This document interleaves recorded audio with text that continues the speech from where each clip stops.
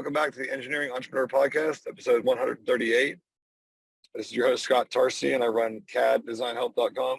Before we get started, please go to my email, go to my website, and then you can sign up on the email list there. There'll be a little pop-up, or just go to the subscribe button at the top, and then you'll keep updated on podcasts, blog posts, other news.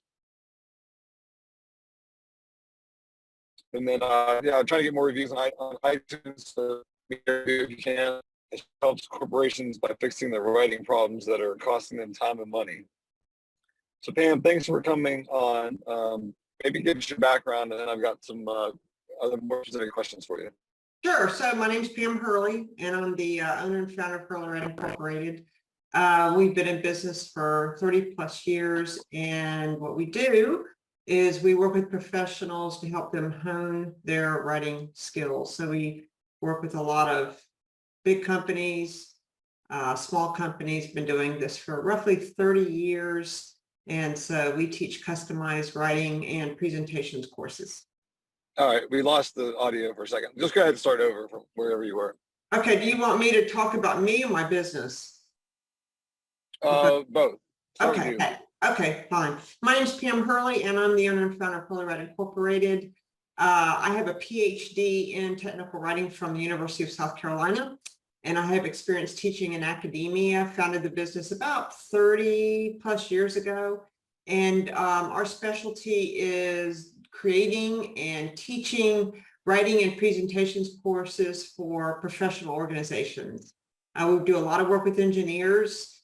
We do a lot of work with folks in pharma and all kinds of other government's a big space for us as well. But essentially, we're typically hired because the writers in particular organizations, A, they don't like to write, and B, they spend too much time writing, and then C, their documents typically need a lot of help. And so that's what we're hired to do. And how did you get started doing this? It was interesting. I used to teach in academia. I was actually an adjunct at the University of North Carolina at Wilmington. And I was very frustrated because I realized that what we were teaching students in academia was pretty much how to write academically. And we weren't teaching them how to really write in the real world.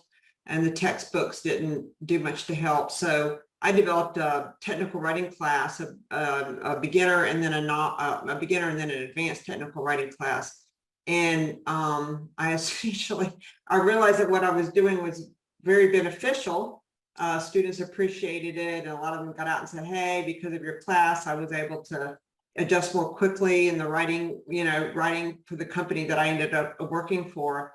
And so I just honestly just started calling around companies saying, hey, this is what I do, and this is, do you need it? And calling around, and actually got traction. And now we have a team of roughly 10, and we teach all over the world. Very cool. So what does technical writing look like compared to college writing? Well, college writing it's funny because I used to do the same thing, but it's really about, hey, you have to write 10 pages about subject X.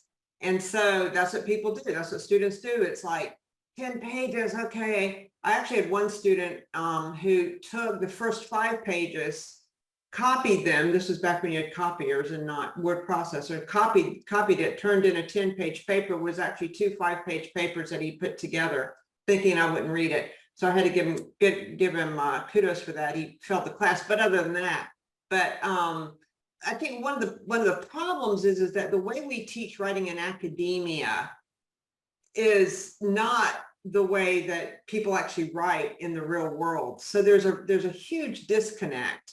And then, you couple that with the fact that many academics don't have real world experience. And again, I'm not saying all, but many of them don't have real world experience, especially when it comes to writing. And so you get this kind of academic mindset, more words are better. The bigger the word, the bigger the words you can use, the better. And the exact opposite is true when you think about workplace writing. It really is about brevity and concision and those kinds of things, which typically just really aren't taught in academia. Why do you think that is? Like, why is there this disconnect? Because, whatever you're learning in college should be if it's not applied to the real world where you're getting a job, it's not really, there's no use in it. True, absolutely 100% true. So when you think about college writing, oftentimes this is what happens. In many universities, students have to take 2 English courses, right? 2 writing courses, English 101 and English 102. One's expository, and I can't remember what the other one is. But anyway, so that's pretty much all they have to do. Now, so, and if they're fortunate, if they're lucky, they may have to take one other semester of writing in their particular field. I know when I was a visiting professor, I got to the engineers at the university where I was teaching also had to take one entire semester. I'm being sarcastic here. One entire semester of technical writing, and that was it. And that's just not enough. Writing is one of these things that to do well, you have to do often, and it's not. It's, they call it a soft skill. It's not a soft skill. Most people can write well. It's just the unfortunate thing is that they've been taught poor practices. So the idea is, okay, in academia, it's like, okay, you write an outline and then you write your first draft and then you're good to go. And that's not the way writing is at all. Writing is this constantly evolving process, and it is a process, but in academia, we're not taught it's a process. We're taught it's very linear. You start here, and then you start A, and then you go to B, and then you go to C, and then you move on. Well, that's really not the case, because writing is thinking on paper. And so if we think about critical thinking, which is one of the things we talk a lot about in our classes, when we're trying to solve any problem, we don't typically come up with the answer right away, right? It's long and involved, and it's here and it's there, and it's that kind of fun stuff. But because academia is within this kind of 15 week or 12 week or whatever it is semester, certain concepts have to be taught and they have to be mastered, et cetera, et cetera, et cetera. And so you're on this kind of time frame, certain objectives have to be achieved. And so it's a very false way of teaching people how to write, which is a skill that most professionals have to master, have to be good at, and should be good at, and academia just doesn't. I mean, as I said, you may have 3 semesters your entire college career. That's simply not enough.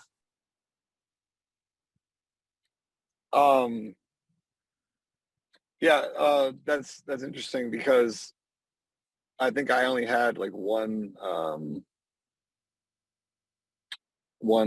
semester, maybe 1 year, like 2 semesters.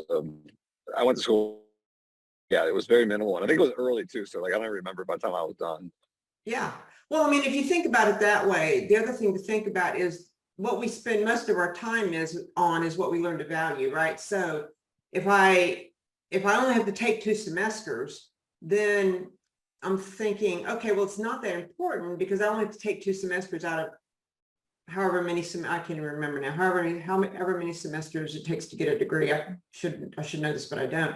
But so if you think about it that way, then obviously we're going to devalue it, right? Because, well, I wasn't asked to spend any time on it. I don't have to take any time on it. They're not forcing me to take multiple semesters. So it must not be that important.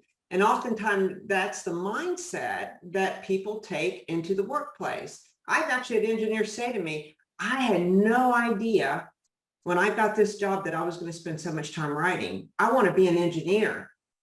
And so there's this kind of, dichotomy between here's what we do and here's what we write about. And the reality is you can be a brainiac and do the best work in the world, but if you can't convey what you're doing to your stakeholders, clients, internally or whatever, then it really doesn't matter, right? So you talked, or I saw in your information that you had there's various types of writing: business writing, technical, scientific, and engineering. Could you touch on those and tell us what examples of what that typically looks like? A lot of it just depends on the organization. For instance, we do a lot of work, scientific writing. We do work with some government organizations who have to write scientific manuscripts, right? So they're trying to get published and that kind of thing. Scientific writing can also be writing for the FDA. We do a lot of work with pharma companies who have to write for the FDA, trying to get something approved, that kind of thing. Business writing is typically the idea of, emails and internal correspondence, reports, that kind of thing. But there's not a clear differentiation between them. For instance, we have one client who is a pharma company, a large pharma company, and they get us to teach scientific writing, but they also have us teach business writing because they want their folks to be able to write good emails and that kind of thing. So a lot of it is just simply the application of the writing. For instance, standard operating procedures, we teach a lot of courses in that. So if I'm writing a standard operating procedure about how to do payroll, well, that's business. But if I write an SOP about a widget, then that could be technical writing, specifications, and that kind of thing. So there's not really a clear differentiation necessarily between the types of writing. A lot of times it is just the application. The concepts of good writing are the same regardless of what it is you're trying to write.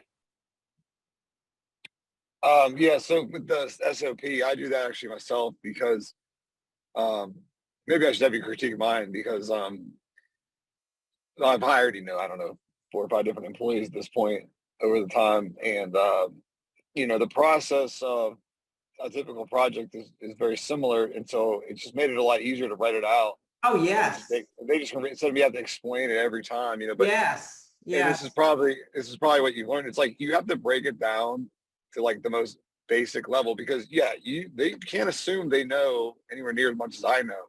So like I spell things like you got to go like in the SolidWorks file and like everything has to be checked here, right? And then I need to review it after so many hours and all of this because just over time I found trial and error, learning from mistakes. Like this is the best way to get something done efficiently.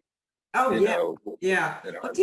What's interesting about standard operating procedures is they are one of the most important documents that any organization can have. And oftentimes they are some of the most poorly written documents that organizations have. To be honest with you, in the 30 plus years I've been doing this, we've seen many. And I can't think of one organization that had SOPs that were easy to read, easy to understand, that didn't assume a lot of knowledge. It's just kind of amazing how. Yeah, I do mine with a lot of screenshots or pictures because you've got to like see it. Like if I just write this giant block of text, people first of all, don't want to read that. But second of all, like it's just so hard to follow. But if I put a picture in there of saying, okay, in the SolidWorks, I need all the sketches fully constrained and I show an example, like then people just remember it so much better. Oh yeah. So I try to use more visuals and less words. Yeah, no, you're 100% right. We just taught a class on using data to tell a story, and it's absolutely 100% true that people remember images more than they remember text. So yeah, and SOPs can be really powerful in like selling a business. So listening to another podcast called The Tropical MBA, these 2 guys sold their business and they had everything written out because they were doing a lot of stuff, but they were selling lots of products, physical products. And, so they had a bunch of employees, most of them working virtually. So they had all these SOPs for the employees because, the employees would come and go and they'd have to train a new person and they had everything just documented. And so it made the sale of the business so easy for them because if I'm looking to buy a business, I'm not looking to come in and have to do all that work that they should have already had it done. Because like especially too, because there's a lot of stuff that I wouldn't know as a business owner, but the business owner needs to at least know how to do everything at the end of the day, because if an employee follows through, you got to at least be able to do it if you had to do it. And so, without a doubt, it had to make these guys' business sale, worth more money and a lot easier to get done because the guy buying it's like, oh, okay, everything's documented. I can see how everything's getting done. I can train new people easily, all that kind of stuff. Absolutely. Yeah, having processes in place is crucial. Just to prevent injury and to make sure products are consistently being produced. I mean, there's all kinds of reasons for good SOPs, but most companies don't do a good job of it. So I would imagine a lot of like what you're going over is like, because when I worked in the corporate world, it was mostly email, but I can see why.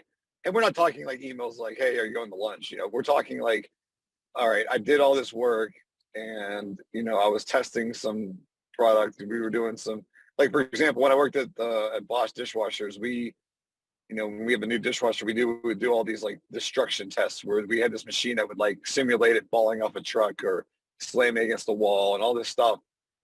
And then I would document that, right? But it would be an email to like, all the people that needed to know about the results. And so I guess, what you would be doing is training people on how to write that in just a very clear, concise way, get to the point, don't be ambiguous. Don't, make it the right length, not too short, not too long. Right. Yeah. Emails, people tend to write emails as though they are having a conversation instead of writing an email as a document. And they also tend to, there's lots of problems with the emails, but they tend to, first we climbed out of the primordial soup and then they go through all that, the history of, the earth. And then oh yeah, and by the way, this is what I need by, we had a really interesting project recently where some of the writers weren't getting the readers to take the action they needed them to take.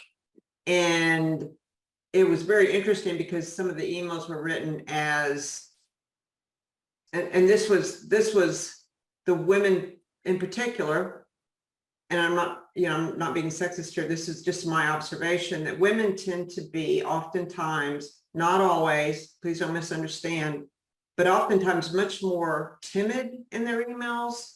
And so it was just like, when you get a minute, will you do this or that or the other? And this kind of thing. So it was just kind of dancing around the subject of what needed to be done. And they were, or I just wanted to check in to see if you could please. They use please too much. The tone they use oftentimes is like, I'm interrupting you, I'm so sorry, kind of thing. And then, so we had some of the men in the class. One of the things we do in our classes is we take actual samples from the organization and we have people work on them collaboratively to apply the concepts.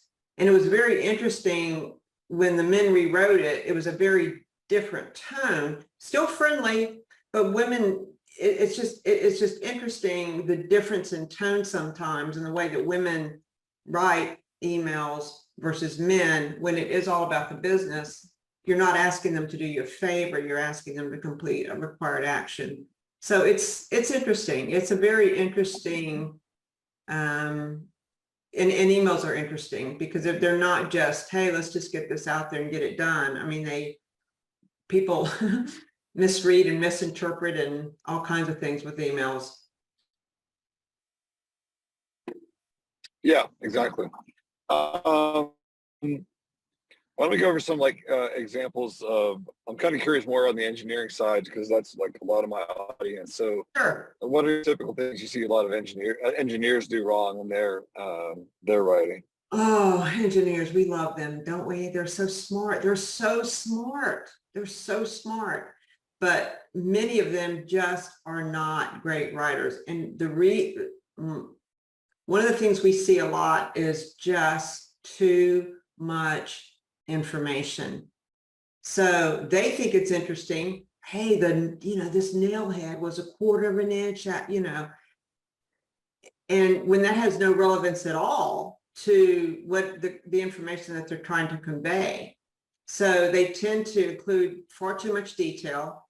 They tend to be overly verbose, right? And, too much information, the wrong kind of information, irrelevant information.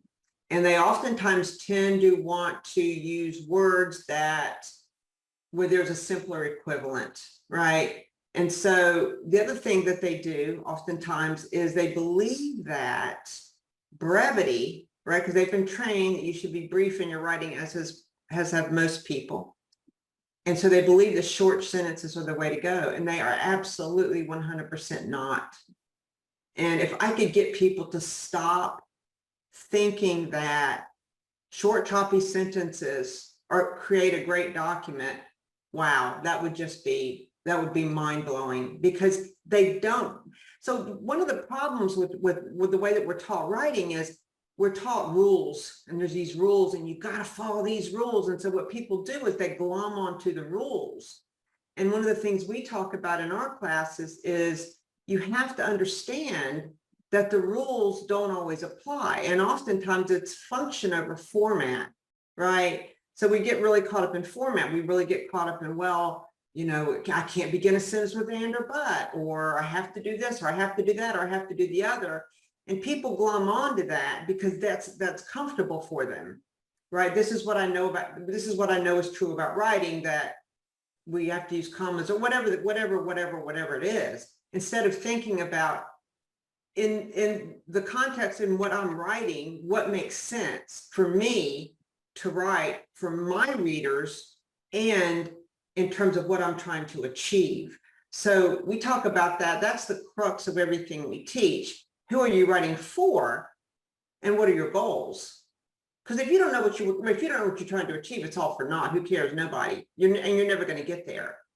So what's really interesting about engineers is they're such planners, right? They plan, you know, they have things that this is what the way things need to be, except when it comes to writing. And so when it comes to writing, oftentimes it is spray and pray, right? It's, I'm just going to throw it out there. I'm going to hope for the best. Now, there's a lot of things that go on in an organization that, you know, reviewers can play a part in this. So there's a lot of contextual organizational things that happen. It's not just writing is not done in a vacuum, right? But it's very interesting that engineers are so, you know, typically people who are very planned and very organized. But when it comes to writing, they oftentimes don't have a plan. Yeah, I have a question that I wonder what your opinion is. So I think a lot of engineers, and maybe this applies to writing, are just too much of perfectionists, where I've taken much more of the 80-20 rule in life in general.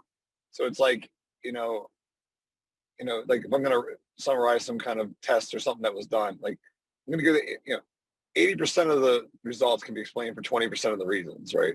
And so I'm just going to focus on that. Like, I'm not going to try to list every little tiny thing that might have caused it. I'm going to focus on that top 20% that caused the 80% of the results. Right. And you see, like engineers, they try to do too much of 100%. They're going to list out every little possible thing, and making it so much longer of a document, or just confusing because they're not focusing on like the real, core area that kind of matters. Yeah, and that can be part of it, but a lot of it too is the people who are reviewing their documents. So it's not just always the writer's fault. A lot of times it's the reviewer. So if the reviewers don't, what we find in a lot of organizations, there's not a consistency in terms of what we're reviewing for and why we're reviewing for what we're reviewing for. And so oftentimes what happens is with writers, it's a moving target, right? So today Bill wants this and tomorrow Sue wants that. And how do I make sure that I appease both Bill and Sue? And so you have this whole, it's a whole organizational kind of thing, oftentimes, not just the engineer, him or herself. It's oftentimes very, there's a lot going on. Yeah.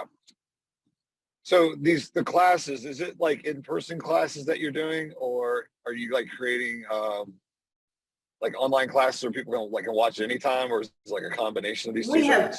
We have virtual's instructor-led, and we have on-site, but both of those are instructor-led, and they're both customized. So we sign an NDA or CDA, confidentiality. We ask for writing samples. We analyze the samples. And then we develop the workshop based on that. And then we also have a suite of online classes, which are off the shelf. They're not customized. They're self-paced, available, 180 days, 24/7. And with that, people get feedback on their writing. And so even with the customized on-site and virtual, people can get coaching. We have refresher webinars. We have a lot of long-term packages in place so that people can continue to apply the concepts, because that's part of the problem, right? Is that you can take a class and that's great, it's all that, and then you don't have any way to practice. And then part of that is we have a class for reviewers as well, because reviewers have to be on board If the reviewers don't understand what the writers are learning in one of our classes, and they continue to review for pet peeves and that kind of thing, you know, what's the long-term result going to be? So we've tried to cover all the bases. Right. Yeah. You constantly have to get feedback and work on it. At least until you become pretty much an expert yourself. You become an expert yourself, then you can probably self-correct. But until you reach that level, you're going to need someone to help you out. Yeah, exactly. But to your point, you've got it. Writing is a skill like any other skill. I mean, it's like the analogy we always, you know, Tiger Woods doesn't go out once a year and practice. And maybe he's not even relevant anymore. I don't know. But anywho, but that's kind of the way we treat writing, is we don't practice. And we have a task, you know, a report that's due Friday afternoon, and we'll start Friday morning, instead of making writing a daily. It should be a daily practice. It's a skill. It's something you can get better at, but you're not going to get better at it if you don't do it. Yeah. And, you know, that leads to another question I had is, so when people aren't good at this, how does it how does this poor writing cost corporations money, or people job opportunities? Like, what are the consequences to poor writing? Oh, yeah, there's huge consequences. We have one client who said that they're an ongoing client, and they said that the writing class saves lives. And what he meant by that is they have product that has to get to market by a certain time. And if the writing is unclear, if it's hard to understand, that kind of thing, that delays their product getting to market. So it can cost big time. It can cost lives. I mean, that's an extreme case. But the other thing that organizations oftentimes don't account for is how much time is spent answering questions. And I think we've all been in situations where we've read a user manual, for instance, or instructions. We have a client right now we're trying to work with, and they've sent us instructions about how to access their platform. And it's just like, these are terrible instructions. I have no idea what you're asking us to do. So I've spent time trying to figure this out. They're spending time trying to figure this out. It's a pretty simple process, but the way that it's written, it's very difficult to figure out, right? So I've tried to figure out, my colleagues have tried to figure out. So we're wasting all this time and energy on that. Then you have to consider how much time, and this is something that happens quite a bit. When you review, so what managers will oftentimes do is, I'm just going to rewrite it because it's easier for me to rewrite it than to send it back and that kind of thing. So this constant back and forth. There's a lot of problems with that. How much time, let's just say a manager makes whatever, $100,000 a year. And let's say that their job is to do X and Y and Z, right, for 100K a year. And then let's say that they have 5 people on their team whose documents they are rewriting, right? And let's say they're spending 10 hours a week doing that, which is not their job, right? And so you multiply that. And so they're spending X number of dollars doing something that they're not supposed to be doing, but they do it because they believe it's easier for them to do than to train the writers. When in fact, that's ridiculous, because if you train the writers, you're going to have long-term improvement and you're going to spend less time. So there's a lot of that. There's a lot of, you know, wasting time with people asking questions, clients asking questions, unclear documents, people spending too much time writing. So there's all kinds of, we have one of our blogs is called Communication Shipwrecks. We have 2 blogs, and it's about communication shipwrecks. And it's all of these mistakes, if you will, about writing that have cost consumer confidence, that have cost money. The list goes on and on and on. These things happen all the time. And so there's a tremendous amount of wasted time and energy. There's this great book called Writing for Dollars, Writing to Please, written by, I can't remember his first name, it's Professor Kimball, but it's full of case studies that show what happened when organizations rewrote some of their more complex documents. And it's a really interesting read. But people don't think about that oftentimes, is they don't think about the writing. And I'll give you another good example is deviation reports, right? We do a lot of work with deviation reports, and people will say, well, so-and-so, they blame it on the person. Well, it's typically not the person. Oftentimes it's the SOP, that the SOP was poorly written, and so-and-so made a mistake. And so lots of times with deviations, it can be traced to poorly written SOPs, poorly written instructions, poor documentation, that kind of thing. So there's a lot of costs. It's not, poor writing is not just this kind of thing, oh, well, let's just forget about it. It can be a major headache for a lot of organizations, a major waste of time and money, resources. And how do companies typically find you? Well, we do a lot of our work now is referral work, and a lot of it is repeat clients. I would say a lot of it, probably 50% now, is repeat clients. And we have clients we've worked with for 10 or 15 years that continue to hire us because of the results they see. We also get a lot of referrals, but we also have, the regular outreach and, pay-per-click and those kinds of things. And hopefully on your podcast, somebody will hear contacts. Yeah, exactly. It's another marketing channel. Right. All right, but let's get towards wrapping up. Ask you questions. The first one is, what's your number one tip for the audience? Number one tip for the audience: plan. I know it seems like an extra step in the process, but if you don't plan, you're going nowhere. And we talk about how to plan in our classes, how important that is. We give you real tools so that you can actually put that in place. Very good. And if people can contact with you, what's the best way? You can email me, Pam at hurleywright.com, or you can call us at 877-249-WRIGHT. That's 877-249-7483. Visit hurleywright.com. Those are the best ways. Connect with us on LinkedIn. We're on LinkedIn too. Perfect.